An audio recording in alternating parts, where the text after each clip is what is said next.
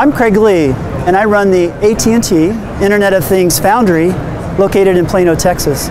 We're here at the CTIA show, and we're actually showing one of those proof of concepts that we've done at the AT&T IoT Foundry in conjunction with Permobile, where we've taken their idea and concept about their wheelchair and wanting to leverage and use AT&T mobility services to, for the very first time, connect the wheelchair in real time. So you think about a patient that is in a wheelchair, there's the caregiver that's interested in how the patient's using the chair. Are they following the prescription that the doctors put out? There's also the company that manages and maintains the chair, so maybe the local distributor that has the technicians that would come on site and repair the chair or do preventative maintenance on it. There's also the nurses or the folks that would go out and work with the customer or the patient in the field. And so those are all various users of the information that a connected wheelchair could do. So what we have done in a very rapid proof of concept perspective is take one of the wheelchairs and integrate into it a 3G radio that has world bands, and it's actually using one of our global SIMs, meaning this will work anywhere in the world. We've added GPS for location services and put in some sensors such as if it tilts over, or accelerometers to see if it's bumped off a curve or even gotten hit as it was crossing a road, for instance. Any of those things could then trigger an emergency alert that something's happened to the user in the chair. And then finally, as the patient is using the chair, they have uses of, now that it knows all about the chair, I may want to, say, go to the grocery store in my chair. I could plug in on my application here in my handset, hey, I want to go to the store. That would interrogate the chair, make sure I had enough battery voltage to get me there and back, tell me if I didn't. And then also it might plot a route that is much more friendly to a wheelchair than a walking route or a driving route, for instance. So you would know not to go through this intersection because it doesn't have a wheelchair friendly ramp. So each of those use cases of the data would require a different dashboard or different usage of the data.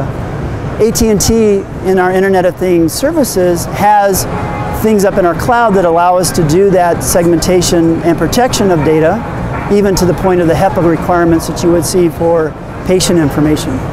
And so we've got this chair connected live up through our network, and we're actually showing in real time information about the chair and some of those dashboards that you might be expected to see. So if we look here, this is just an example of what a health caregiver might have as a dashboard for, say, the 10 or 20 chairs that they've prescribed to their patients.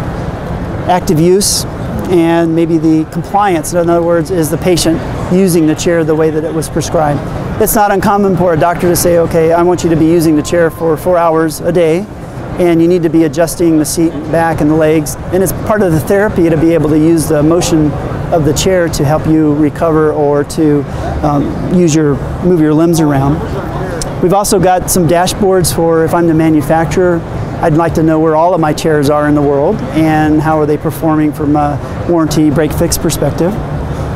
And then even to the point of an individual chair, what is the current position of the chair? So if I were to adjust, for instance, the seat back, the electronics that we've embedded into the device will report up to the cloud. Now you can just see that it's adjusted and the current that was consumed while it was doing that.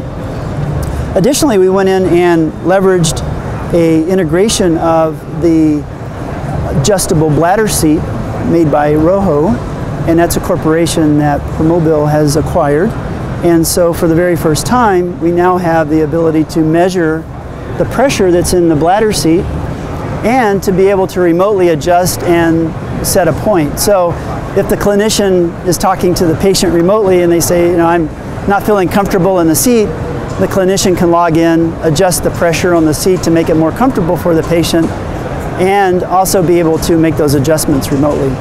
And now we can also have a function where if I'm getting out of the seat, I can press a button that we've installed on the control, and that button will actually fully inflate the seat, helping the patient up out of the seat.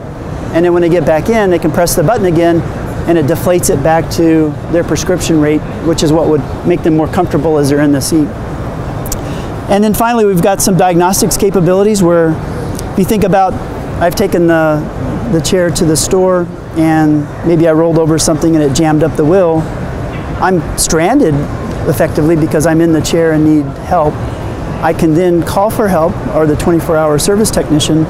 They can come in through the connectivity and say, okay, what's wrong with the chair? Do some diagnostics on the chair and know that they need to bring a new motor or a new battery, whatever that might be. So the diagnostics out of the chair are also being able to be pulled out in real time. Know the location, so I know exactly where to go and help that particular patient. And then finally, we have some histograms of all the different things that have happened over the life of the patient. This is overnight, but this is the stuff we had done yesterday. And then these are some of the things we've been doing this morning, even to the point of voltage, current, and so forth. So these are some examples of things where we've used our up in the cloud storage and services from the IoT perspective and rendered out a dashboard that would be appropriate for each of the different users of the information.